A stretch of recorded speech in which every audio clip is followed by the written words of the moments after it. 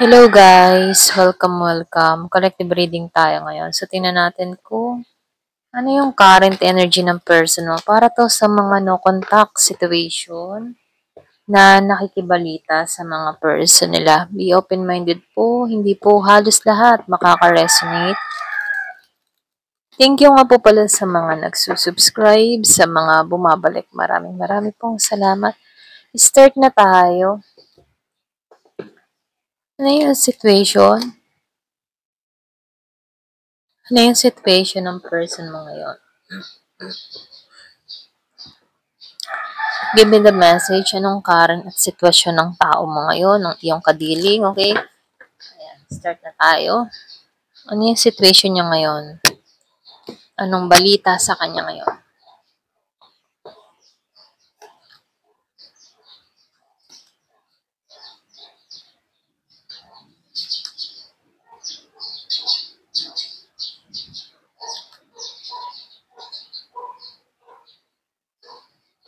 Itong person mo, no, sa'yo niya lang naramdaman yung pagmamahal. So, nakikitaan ko dito, ikaw ang nagparamdam dito ng totoong pagmamahal. Ikaw yung tipo ng tao na ma-caring, maalaga, maalalahanin. So, ito yung miss ng tao mo sa'yo, okay? Ito yung miss ng kadiling mo dito. So, lumalabas dito, meron akong nakikitang mapanukso or meron tinukso sa connection na to. Alam ng person mo dito na ikaw yung soulmate niya. Pero sa hindi inaasahan, ano, merong tukso, merong gumulo sa connection na to. So, lumalabas, ano, merong naging kontrabida dito, okay?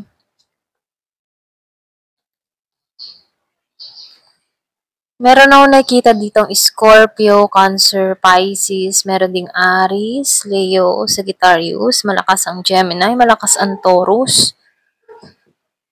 Meron din ako nakikitang Virgo and Capricorn.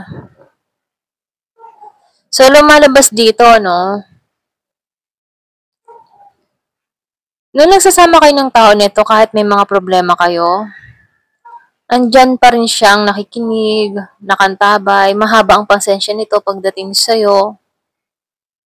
So, nakikitaan ko dito, nakilala mo tong tao nito nung panahon na meron kang kinakaharap na pagsubok.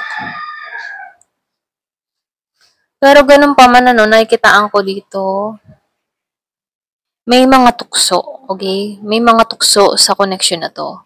Merong mga gumulo. So, lumalabas din dito na itong taong ito, hindi ka makalimutan ito. Ito rin nakikita ko, no? Hindi ka nito makalimutan. Alam niya yung mga pasakit na ginawa niya sa'yo dito.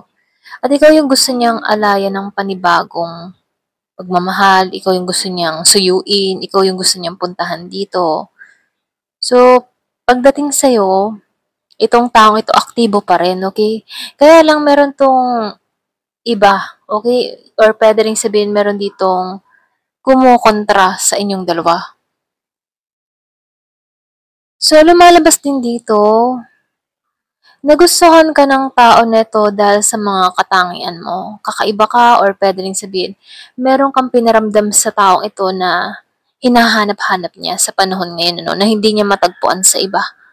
So, nafe-feel ko dito, ikaw mahaba yung pasensya mo eh. Madasalin ka, mapangunawa ka, hanggat maaari kaya mong sakyan yung kanyang mga ginagawa, no? Pero, or kaya mong pagpasensyahan yung kanyang mga ginagawa sa'yo hanggat maaari, no? Kasi dito, nilalawakan mo yung pangunawa mo. Alam mo rin sa sarili mo dito na marami siyang option, marami siyang mga kausap or pwede rin sabihin, merong mga tao na kumukuha ng atensyon ng person mo pagdating sa'yo, okay? Maraming kahati sa atensyon. Pwedeng magulang, kapatid, or pwedeng kaibigan, na kung saan ito yung nagiging hadlang kung bakit hindi ito nagtuloy-tuloy sa'yo, okay? So, meron akong nakikitang hadlang. Pwede rin merong umaaligid-aligid dito sa person mo, or merong nakikilandi, mga ganun, no? So, nakikitaan ko dito, ito yung mga hadlang or puwede ring meron kang person dito na masyadong marami pang gusto sa buhay, marami pa siyang gustong marating, marami pa siyang gustong pangarap, gano'n. So, lumalabas dito, ito yung isa sa mga hadlang dito, okay? Pero gano'n pa man, nakikitaan ko dito, na-miss ka ng tao na 'to, okay? So, nakikitaan ko dito yung iba sa inyo nasaktan ka dito ng bonggang-bongga, na kung saan ano, andun yung hinanakit mo. Meron kang hinaharang sa sarili mo, kumbaga hindi ka nagkakaroon ka ng trust issue pagdating sa taong ito. Pero nakalingon ka pa rin dito sa taong ito. Ganun yung energy mo. Nililingon mo pa rin 'to, inaalam mo pa rin kung anong nangyayari sa taong ito. Pero ganun pa man, kahit inaalam mo ito, andun pa rin yung harang mo, andun pa rin yung depensa mo pagdating sa person mo, okay? So, nakikitaan ko dito, no, meron kang ex na gustong manuyo, gustong magbalik, gusto, kung halimbawa ay babalik siya sa pangalawang pagkakataon, ano, yung medyo romantiko na to. Okay, kung ari tao ito hindi romantiko sa'yo, malamig, mga ganyan, ano, may pagbabago na mangyayari sa taong ito. Magiging na siyang romantic dito, okay? So dito, lumalabas na hindi siya balance, okay? Or pwede rin sabihin na marami kayong pinagdaanan dito pero nakukuha niyang balansehin itong mga sitwasyong kinakaharap niya dito. Maybe in the past, nakikita ko dito na hindi siya balance, okay?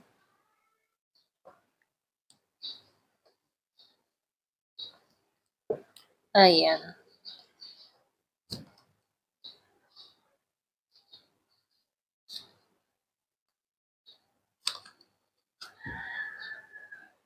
Ginising to, ito lang nakikita ko. Kumbaga, calling to sa person mo. Merong pangyayari dito na nagising tong person mo. Meron akong nakikitang nasa ibang bansa. Yung iba sa inyo nasa ibang bansa or pwede meron kang kadiling na nasa ibang bansa, no? Meron akong nakikitang pag-iintay na ginagawa.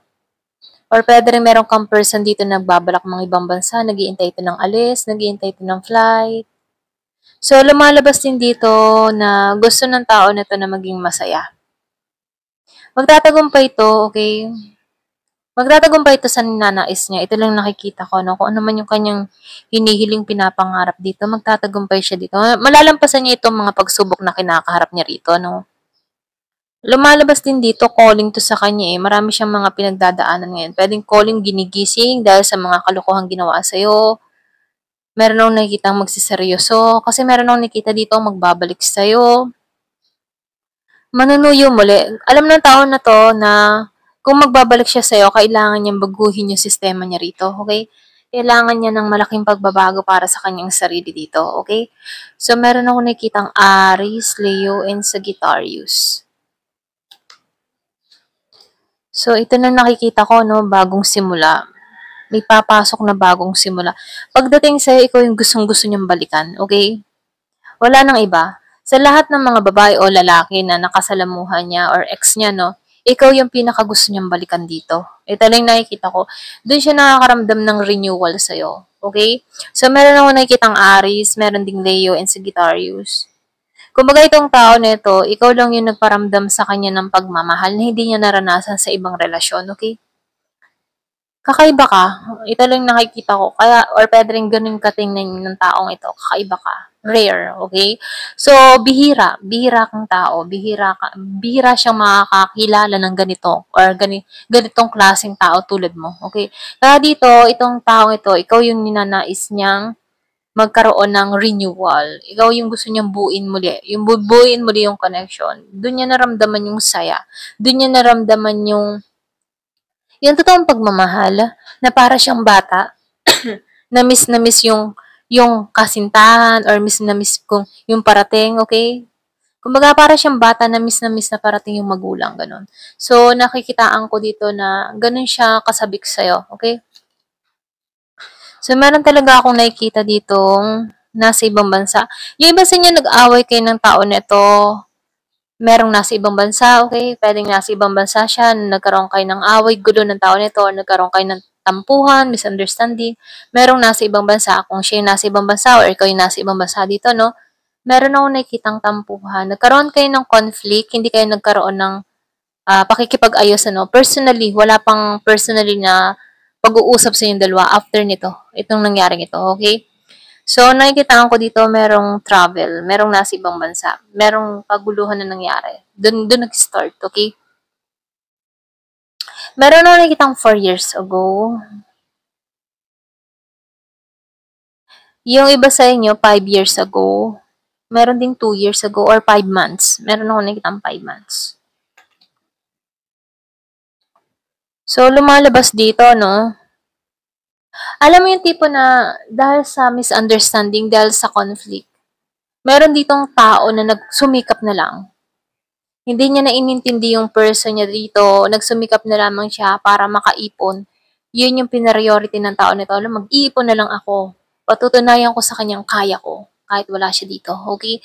So, lumalabas dito, meron ditong tao na nagsumikap na lang siya para sa kanyang sarili. Nag-ipon siya para sa kanyang sarili.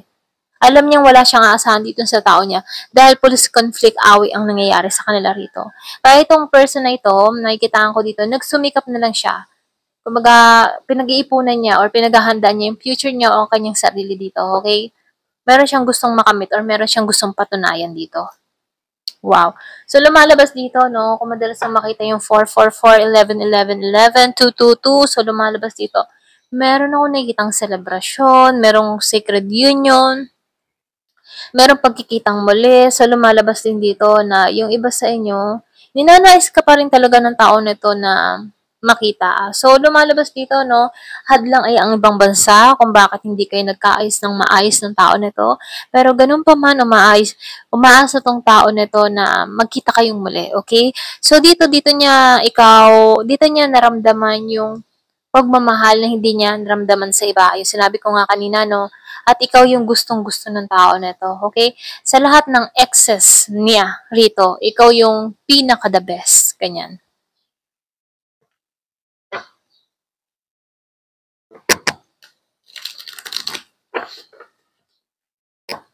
Give me the message.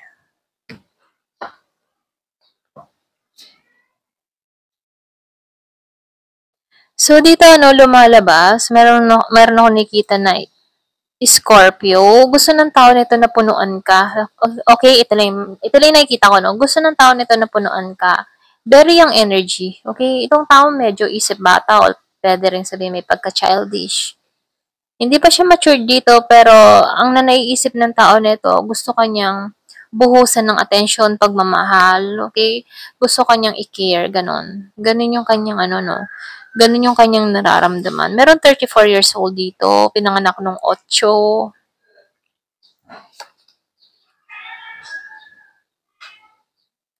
Dito, no, nakikitaan ko dito yung pag-uusig mo sa tao na to. Meron akong nakitang Leo.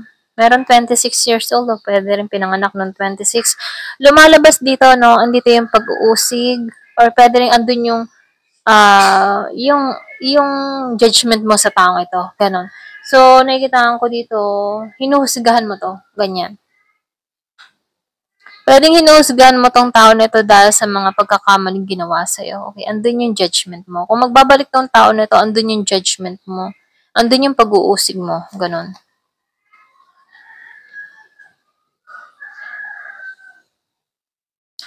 So, lumabas siya ng naka-reverse, ano? Meron ako nakikita dito na Gemini. So, lumalabas dito, no, itong taong ito, gusto ng tao nito na tanggalin lahat ng mga binigay niyang pasakit sa'yo. Gusto niyang linisin yung sarili niya dito. Gusto ka niyang bigyan ng kaliwanagan dito, no? Dun niya naiisip to ngayon, ano? Bigyan ka ng kaliwanagan.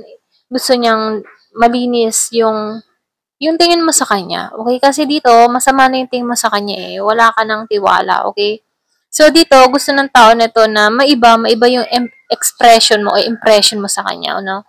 Gusto ng tao nito na maiba yung tingin mo sa kanya, okay? So, lumabas to na naka-reverse, ano? Meron ako nakikitang Aquarius. So, lumalabas dito na itong tao mo, alam niya na yung mga pagkakamaling nagawa niya dito, no? Kumbaga, naging siya ditong wishy-washy, hindi nagseryoso. So, nakikitaan ko dito urong sulong, hindi makapagdesisyon. Ano ba talaga ang gusto niya sa future para sa inyong dalawa? Kulang sa maturity, okay? Kumbaga, hindi siya nagmamature dito. Kumbaga, meron kang tao dito, very young energy, kulang sa gabay, okay? Or pwede rin sabihin na lumaki to na walang nag-a-advise na magulang, kumbaga, ganun. So, dito, no, hindi niya alam kumbaga, masyado tong mahilig sa liwaliw, okay? Hindi pa nagseseryoso. Ito lang yung nakikita ko. Kumbaga, parang bata, ganyan. Ito rin nakikita ko sa person mo, very young energy, parang bata, hindi nagsiseryoso. Kapag may kasalanan, konting aayusin na, ganyan, okay? Hindi niya alam kung ano ba talaga yung pinapasok niya rito, okay?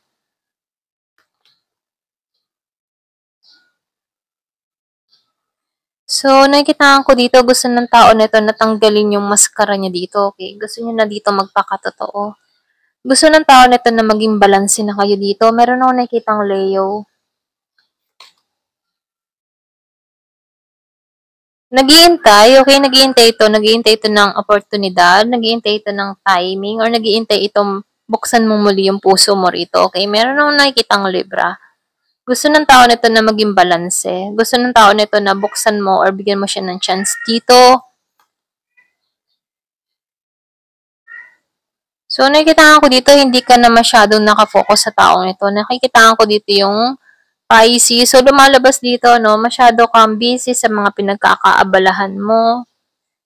So, lumalabas din dito yung iba sa inyo, attractive kang tao, no, maraming nagkaka-interest sa'yo, maraming nagkakagusto sa'yo.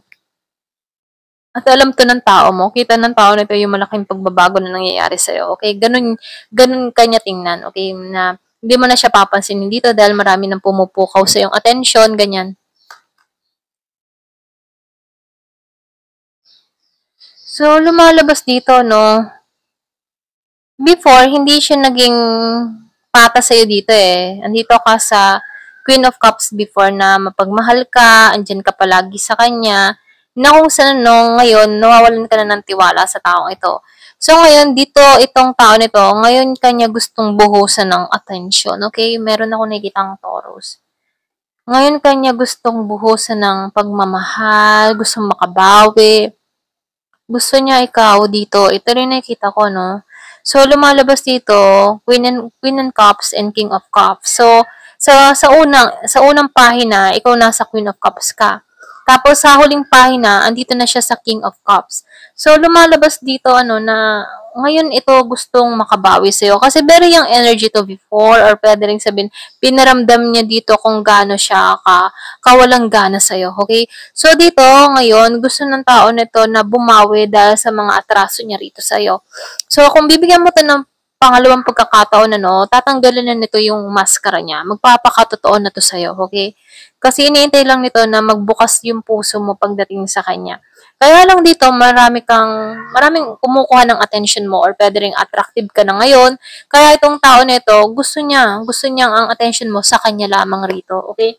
Kaya itong tao nito, gusto niya dito na maging kayo muli dito, okay? Gusto kanyang makuhang muli. Gusto kanyang buhusan. Ito yung ninanais niya. Gusto ko siyang mahalin, okay? Gusto ko siyang buhusan ng atensyon, oras, panahon, ganyan. Ayan, ito lang yung nakikita ko. Ayan, thank you for watching. Love and peace.